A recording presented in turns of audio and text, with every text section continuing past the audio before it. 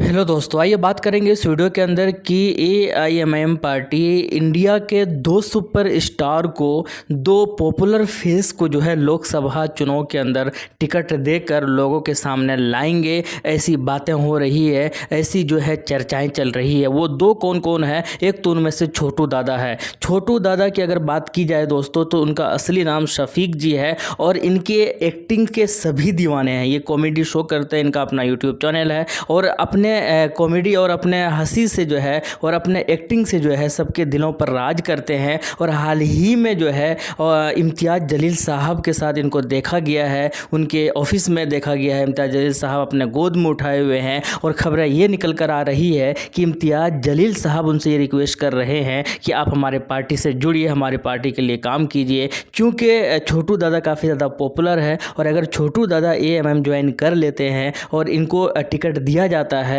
तो ज़रूर जो है छोटू दादा ज़रूर लोगों को प्रभावित करने में जो है वो कामयाबी हासिल कर लेंगे। अगर छोटू दादा की उम्र की अगर बात की जाए दोस्तों तो 30 साल हो चुका है और किसी भी चुनाव के लिए जो है 30 साल ये सफिशिएंट है चुनाव लड़ने के लिए। अब ये देखना है कि छोटू दादा चुनाव लड़ेंगे एमआईएम पार्टी की तरफ से या नहीं, या सिर्फ एआईएमआईएम वाले ये चाहेंगे कि हमारे पार्टी के लिए प्रचार प्रसार करें। इस चीज़ पर भी एग्री होंगे या नहीं होंगे, ऑफिशियली अभी तक इसकी कोई घोषणा हुआ नहीं है, लेकिन खबरें निकल कर आ रही है कि कहीं ना कहीं छोटू दादा को कन्विंस करने की कोशिश की जा रही है। और क्योंकि इनके फॉलोअर बहुत है, इनके ये इतने ज़्यादा पॉपुलर है कि अगर एक बार ये जो अगर लोगों से मुखातब हो जाएंगे तो बहुत सारे लोग जो है लोग जो है एमआईएम से जुड़ जाएंगे। तो अब ये देखना है कि छोटू दादा जो है एमआईएम से जुड़ते या नहीं जुड़ते हैं। हालांकि बातें ये भी हो रही है कि या तो अगर आप टिकट लेना चाहते हैं या आप चुनाव लड़ना चाहते हैं एमआईएम पार्टी से तो वो भी आप लड़ सकते हैं।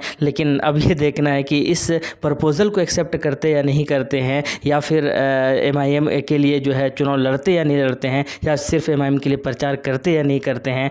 तो ये देखना बड़ा दिलचस्प है। लेकिन याद रहे कि महाराष्ट्र के अंदर जो विधानसभा चुनाव है वो 2024 के अंदर अक्टूबर में है और उससे पहले ही लोकसभा चुनाव है। तो लोकसभा चुनाव के अंदर अगर ये एमआईएम के लिए काम करेंगे, एमआईएम के लिए प्रचार प्रसार करेंगे तो एमआईएम को बहुत ही ज़्यादा फ़ायदा होगा। और नो डाउट इम्तियाज़ जलील साहब की जो मेहनत है, इम्तियाज़ जलील साहब ने इसे काम करके दिखाया है महाराष्ट्र के अंदर औरंगाबाद के लोगों के लिए। तो एक बार फिर से वहाँ के लोग जो है उनका दिल से खैर मकदम करेंगे और बहुत आसानी के साथ जो है वो जीत सकते हैं महाराष्ट्र के अंदर, औरंगाबाद के अंदर लोकसभा जो सीट होगा। तो खैर इसके अलावा दूसरा जो चेहरा है, दूसरा जो सुपरस्टार है वो है शेख चिल्ली। शेख चिल्ली के बारे में भी आप जो है उनके मोहताज नहीं है उनके तारुफ का, क्योंकि सब कोई जानते हैं शेख चिल्ली को। और ये भी यूट्यूब पर या जो है टीवी पर जो है आते हैं, ये भी एक्टिंग का काम करते हैं। लेकिन ये महाराष्ट्र से नहीं, ये उत्तर प्रदेश से ताल्लुक़ रखते हैं, उत्तर प्रदेश से जो ये बिलोंग करते हैं। और हाल ही में जो वहाँ पर निकाय चुनाव हुआ था तो उस वक्त तो ये जमकर नारेबाजी किया था, एमआईएम पार्टी का